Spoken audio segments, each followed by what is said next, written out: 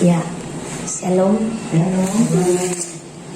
Bapak dan Ibu yang dianugerahi Tuhan, kasih karunia, saya bahagia jumpa dengan saudara. Saya tahu kita ketemu karena anugerah Tuhan. Ya, renungan kita hari ini, jangan mengeluh. Bahaya mengeluh. Judulnya bahaya mengeluh. Ya, terangkat dari Filipi pasal yang kedua, ayat yang ke-14. Ya.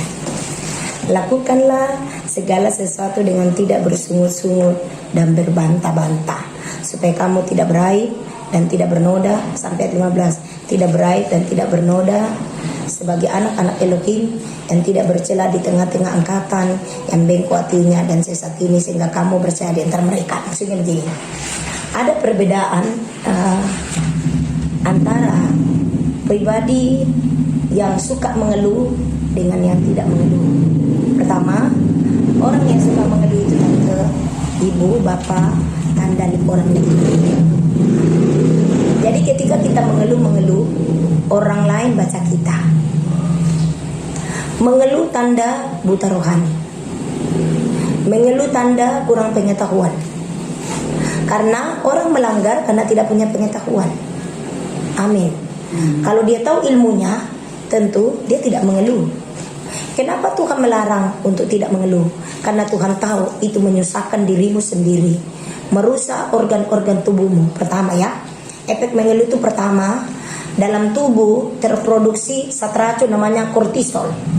Kortisol ini keluarga besar dan umat Tuhan di mana saja Anda berada, zat racun akan menyebar dalam tubuh secara otomatis, terproduksi tan. Nah, efek dari kortisol ini buat tubuh loyo, malas beraktivitas, sukanya hanya bermalas-malasan. Itu berarti orang ini stres, ibu. Sehingga banyaknya itu di kamar, main HP macam tidak ada kegiatan lain. Karena orang seperti ini jujur sebenarnya ada sesuatu yang dia ingini tapi tidak capai-capai. Ada sesuatu yang diharapkan tapi tidak terlaksana. Ada sesuatu diidamkan tapi tidak terdapat. Akhirnya mereka pendam, mereka diam. Nah, dipendam itu dia lari ke dalam itu, ya. Dia lari ke dalam, membuat orang itu jadi marah-marah. Nah, waktu mudah marah itu tanda penguasaan dirinya tidak ada. Kedua, waktu mengeluh bukti tidak mengandalkan Tuhan.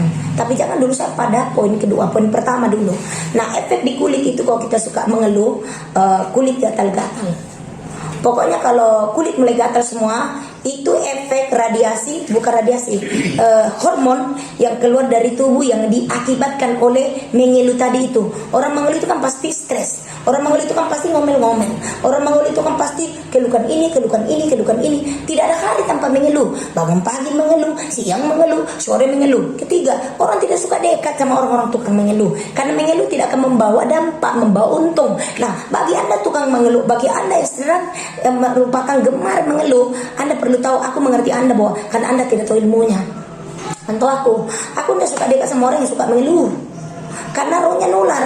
Karena tidak ada hasil yang diproduksi oleh orang suka mengeluh. Malah menjadi orang selalu gagal dan kalah. Amin. Menjadi orang yang gagal dan kalah. Pertanyaannya, Anda mau kalah? Tentu Anda berkata tidak mau. Kalau demikian, pintarlah, bijaklah. Karena kita harus bijak di hari-hari ini. Semua dunia, semua umumnya 99% masyarakat dunia tengah stres. Kenapa sedikit sekali yang rohani? Alkitab juga mencatat, lebarlah pintu masuk ke dalam jurang maut, sempitlah jalan, sempitlah pintu masuk ke dalam sorga. Amin. Ya, karena semua orang mencintai dirinya sendiri. Ya, gemar mencintai diri sendiri, ndak pernah pikirkan untuk memikir orang lain. Nah, selalu orang pusat ke dirinya. Nah, egosentris itu tinggi kalau kita tukang mengeluh. Dan banyak kali orang mengeluh itu dilakoni oleh orang-orang yang memiliki temperament tabiat melankolik plekmatik. Orang yang ekstrovert, introvert, dilari ke dalam, simpang ke dalam, tidak buka. Nah, ada lagi orang ekstrovert tapi meledak. Nah, ini juga kurang pengetahuan. Nah, ketika kita ada di sisi dan berkawan dengan orang seperti ini, kadang-kadang kita rugi. Pertanyaannya, apakah Anda mau dijauhi orang lain? Tentu Anda tidak mau. Kalau Anda tidak mau rubah pola hidup, rubah attitude Anda, tingkah laku Anda, rubah kebiasaan-kebiasaan yang salah. Iya, merugikan tukang mengeluh tante. Orang-orang paham ilmunya nanti dia lihat kita begini kayak aku. Saya kalau lihat orang tukang mengeluh itu orang ini, pokoknya saya mundur gitu. Karena tapi kalau udah mulai tenang-tenang, aku dekati, aku kasih kuat. 2, ayat 3 dan 4. Ketika kita mengeluh terus, kita mengambil posisinya Tuhan. Apa yang kamu keluhkan itu bahagiannya Tuhan, bukan bahagian kamu. Makanya kamu stres. Bobot yang kamu pikirkan itu bobotnya Tuhan, bukan bobotmu, bukan takaran untuk dirimu. Amin. Amin, amin, amin. Kenapa kamu mengeluh? Alkitab berkata begini, 1 Korintus 10 ayat 10. Pencobaan-pencobaan yang kamu alami, pencobaan yang biasa-biasa saja, yang tidak melebihi kekuatanmu sebagai manusia. Tuhan itu setia bukan sedia. Tuhan itu setia menyediakan jalan keluar bagi kamu yang dilatih olehnya. Dengan kata lain, masalah itu, persoalan itu pelatihan. Amin. Kamu sedang dilatih rohaninya untuk kuat. Seperti olahraga supaya imun tubuh kita itu kuat, aktif dan bagus. Sedemikian juga Tuhan juga latih kita olahraga-olahraga rohani. Makanya pelatihan olahraga setiap hari itu dengar firman, itu olahraga. Jadi tidak hanya tubuh yang harus olahraga, roh juga harus olahraga dan harus dengar firman Tuhan. Bagaimana caranya? Ya dengar khotbah. Tuhan sudah hadirkan fasilitasi kita, dihadirkannya orang pakar-pakar berkhotbah, pakar-pakar penceramah, pakar-pakar pendakwa untuk, maksudnya dakwah bukan pendakwa, salah, dakwah kalau itu di muslim. Ya, haleluya kan tidak Bapak Ibu. Nah, kemudian kelima, kalau Anda suka mengeluh, menggerutu, bersungut, Anda menarik apa yang tengah kamu sungutkan. Itu yang fatalnya di situ. Anda tarik menjadi bagian dan milikmu. Contoh, mengeluh tidak ada uang. Aduh, ini bagaimana? Aduh, tidak dong. Nanti itu kamu makin lama makin tidak ada uang. Karena kita bilangan 1 kali bersungut dihukum 1 tahun. Anda buka di bilangan SPR. 1 kali bersungut dihukum 1 tahun. Nah, contoh, 1 hari 10 kali bersungut, 10 tahun menderita dengan kekurangan uang terus.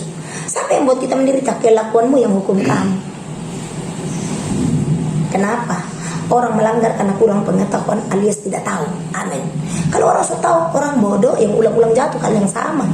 Sering seulang-ulang seperti itu. Amin kah tidak? Jadi harusnya menjadi lifestyle kita, gaya hidup kita itu bersyukur. Apa-apa, terima kasih Tuhan.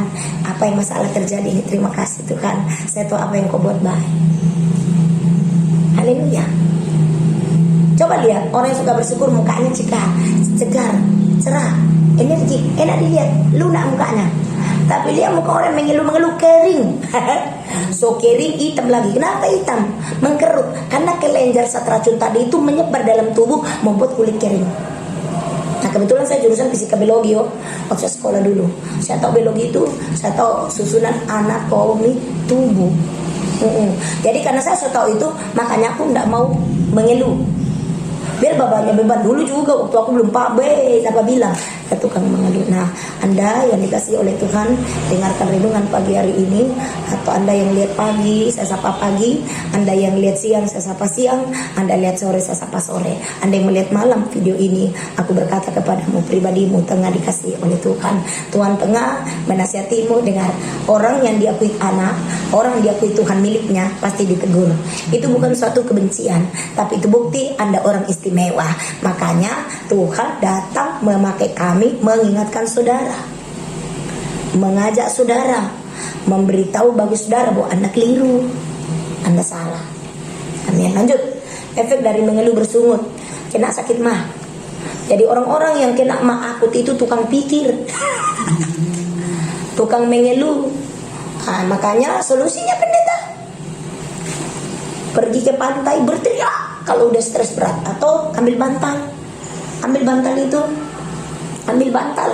Kalau Anda tidak ada macam tengah malam stres banget, teriak, teriak gitu, harus dilepaskan. Karena itu hormon itu, dan secara fisik ada kekuatan menekan kita, tapi sebenarnya kita yang mengundang iblis datang tekan kita, cengkram kita. Nah, namanya dicengkram, gimana caranya keluar? Hanya yang bisa menyebabkan kita firman Tuhan, yang bisa menolong kita sempurnanya firman Tuhan. Lagi, kemudian secara efek sosial bermasyarakat, orang jauhi kita. Orang yang suka bersungut tuh selalu marah dan pemarah. Amin kah tidak? Kenapa dia tukang bersungut? Nanti dia meledak kalau dia udah kepahitan. Karena dipendam terus, gak pernah disalurin. Perlu disalurkan, dibuka. Curhat seperti persekutuan kayak gini. Nah, kita mulai curhatan. Ibu tolong doa saya ya. Nah, carilah orang-orang yang bijaksana. Jangan juga sembarang curhat, nanti dijadikan lagi bahan uber-uberan gitu. Haleluya kan tidak? Kemudian lagi, kalau kita tukang mengeluh, kita tukang bersungut, cepat tua. Penyakit perempuan itu takut cepat tua. Jadi ibu-ibu yang tidak mau cepat tua, jangan tukang mengeluh supaya awet terus. Setiap hari tertawa. Saya kalau jalan orang bilang ini pendeta ini tidak pernah tidak tersenyum. Aku bilang mungkin saya gaya hidup memang lifestyle, aku memang sudah begini lah. Tidak pernah kulihat ibu pendeta kalau kita ketemu kok tidak tertawa. Pasti tetap tertawa. Nah, dengar baik. Untuk lihat orang kecantikan inner beauty-nya, kecantikan batinnya, lihat dari wajahnya. Kalau orang banyak beban itu mukanya tuh macam muka bengkak-bengkak, marah-marah terus kelihatan. Tapi orang kalau sudah mengalami freedom atau bebas, merdeka, seperti hari ini kan hari kemerdekaan toh, ke 60 berapa ya? 67. Oh, hari kemerdekaan 76 hari. Minta maaf bangsa rakyat Indonesia ini kok lupa. Tapi yang jelas hari ini diperingati. Itu bukti bahwa seyogyanya sebenarnya kita bangsa Indonesia dengan ulang tahun seperti ini nih, kita harusnya juga menikmati kan dengan ini. Kalau kamu tidak menghargai negeri tanah airmu ini, maka kamu tidak akan menikmati susu dan madu dari dalamnya. Kalau kamu datang di tanah ini, misalnya tanah Papua, kamu datang di tanah, berpijak di tanah ini, hargai tanah ini. Caranya, berlakulah dengan baik, pendoa syafaat baginya. Jangan berlaku di atas tanah ini tumpahkan darah. Karena barang siapa masuk tanah ini dengan hati yang jahat, tidak akan melihat tanda herang ke tanda herang. Tapi barang siapa masuk di tanah Papua, dan itu slogan pertama saya datang di tanah Papua itu, saya baca di pompa bensin. Saya amati di waktu itu tahun 2000 datang, aku lihat benar juga kalimat ini. Aku langsung raba diriku, udah aku datang dengan hati yang baik, pasti saya diberkati. Jadi, dan kulihat banyak orang yang datang di negeri dengan hati jahat, tidak abadi. Kalau dia tidak mati, karena motivasinya lain toh. Nah, karena sebenarnya negeri ini negeri Injil, tapi banyak orang sudah menyalahgunakannya. Saudara diberkati. Nah, kembali kenapa begitu? Karena stres. Yang paling fatal, pasti orang itu tidak dekat sama Tuhan, tidak takut akan Tuhan. Karena orang yang takut akan Tuhan, Alkitab berkata di kitab mana yang saya baca, Kejadian 17 ayat yang ke-7, aku akan, ayat 2 juga bilang, aku akan berkati engkau lapis ke keturunanmu. Tapi ayat 7 berkata, aku berkati kau keturunan lepas keturunan. Itu perjanjian Tuhan yang Abraham. Kepada mana? Kepada orang ayat 2, asal engkau tidak bercela di hadapan Tuhan. Nah, tidak bercela, kelakuan tidak bercela. Jangan bikin hal-hal yang Tuhan tidak suka. Bencilah yang Tuhan benci, sukai yang Tuhan sukai. Haleluya. Saudara diberkati. Nah, itu kunci diberkati di masa-masa corona. Kalau Anda mau berbeda dengan tetangga, dengan orang lain, dengan saudara, dengan Anda saudara, jangan hidup bercela di depan Tuhan. Amin. Di hadapan Tuhan. Jadi caranya gimana? Bangun berdoa, berperilaku yang baik, banyak berdoa, jangan kasar-kasar, rubah kelakuan. Mari moral yang mungkin tadinya kita liar-liar, mari kita menjadi orang yang tertib. Tadinya mungkin kita suka berdusta, kita menjadi orang yang mulai jujur. Karena dekat ke Tuhan akan membuat kita dapat anugerah. Oke, baik, selesai. Oke. Kembali tadi yang dikatakan di ayat 18, ayat 14, Filipi pasal 2 ayat 14, lakukanlah segala sesuatu dengan tidak bersungut-sungut. Tuhan berkata, apapun yang kamu lakukan, karena begini, orang malas kalau disuruh kerja, sepertinya kerja rodi, kerja paksa. Semua orang pemalas, kalau disuruh kerja, pasti ngomel-ngomel. Dan dia kalau kerja kayak kerja paksa, kayak kerja rodi. Amin. Walaupun bukan lagi zaman Nippon, bukan lagi zaman penjajahan Jepang, tapi suruh orang malas itu, misalnya anak-anak gitu ya di rumah, itu perhatikan kalau disuruh tuh kakinya lamban untuk bergerak, dia kayak kerja paksa. Nah di sini Tuhan mau Kolose pasal 2 ayat berapa itu, bahwa lakukanlah segala sesuatu untuk Tuhan. Kolose 2 ayat 3 kan berapa tuh? Kolose pasal 2, segala sesuatu yang kamu lakukan, lakukanlah itu untuk Tuhan. Kolose 3, 23, masalah. Ya, dia bilang gini, lakukanlah segala sesuatu seakan-akan untuk Tuhan, bukan untuk manusia. Jadi begini, saya buka rahasia untuk rahasia khotbah kita terakhir. Ketika kita melakukan sebuah pekerjaan dengan sungguh-sungguh, maka kita akan mengalami kontribusi balik dari pekerjaan itu. Contoh, saya melakukan dengan sungguh-sungguh sebuah pekerjaan profesi sebagai pendeta. Nah, tidaklah heran kalau saya diberkati lewat profesiku itu, karena saya menghargai profesi itu. Banyak hamba Tuhan kurang beruntung, kurang menikmati dampak balik, imbal balik dari profesinya itu karena bersungguh, dia tidak hargai, dia tidak syukuri. Amin. Secara tak langsung ditolak itu. Nah, di balik setiap pekerjaan ada upah menanti. Amin. Pekerjaan ini memiliki roh. Karena dia tidak punya tangan, dia butuh kita untuk bikin. Dia butuh kita untuk lakukan. Haleluya. Ulang. Pekerjaan ini tidak punya kaki dan tangan. Itulah gunanya kita saling membutuhkan. Tapi pekerjaan yang kita sedang kerjakan ini, satu waktu dia bekerja kembali buat kita. Makanya kita harus memiliki pemikiran cemerlang, smart, pintar, cerdas. Bahwa, saya lakukan untuk Tuhan. Kalau kita lakukan untuk Tuhan berarti karena kita hidup suci. Dengar, kalau kita bersungut berarti tanda tidak benar, tidak hidup suci. Nah, akibat orang tidak hidup suci, ingat ini ya, akibat orang tidak hidup suci selalu mengeluh, bersungut. Berarti pengenalan akan firman sangat dangkal dalam diri orang itu. Kalau firman kuat dalamnya, pasti tidak bersungut. Karena dia tahu, jangan bersungut, kita dihukum 1 tahun. Atau, jangan bersungut, nanti ketemu cepat Tuhan. Jangan bersungut, tidak mengubah juga keadaan. Betul tuh? Apa keadaan langsung berubah dengan kamu mengeluh? Apa langsung suamimu berubah dengan kamu mengeluh-mengeluh? Apa keadaan istrimu langsung berubah dari pribadi perilaku yang tidak baik dengan mengeluh? Tapi berdoa dapat mengubah segala sesuatu. Karena berdoa bukti kita ada kerjasama dengan Tuhan. Iya. Doa melibatkan kuasa surga. Doa menghadirkan kemurahan Tuhan. Doa menghadirkan anugerah. Anugerah turun karena ada doa. Kita peroleh anugerah karena ada doa. Tapi bukan berarti kita perintah Tuhan. Adanya kita merendah, bergantung Tuhan sayang, Tuhan berbelas kasihan. Tuhan Mas juga berkata, kasihan sepupu anak di bawah.